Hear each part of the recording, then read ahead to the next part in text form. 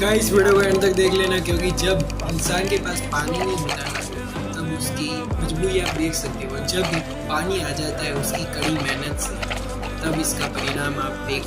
और वीडियो को एंड तक देखना।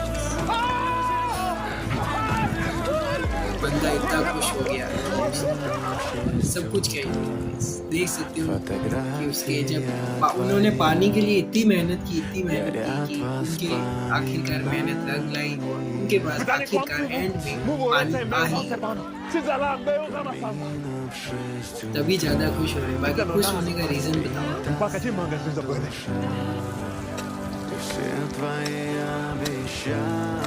इसलिए कहता हूँ इस मेहनत करो, लाइक करो, कमेंट करो, शेयर करो।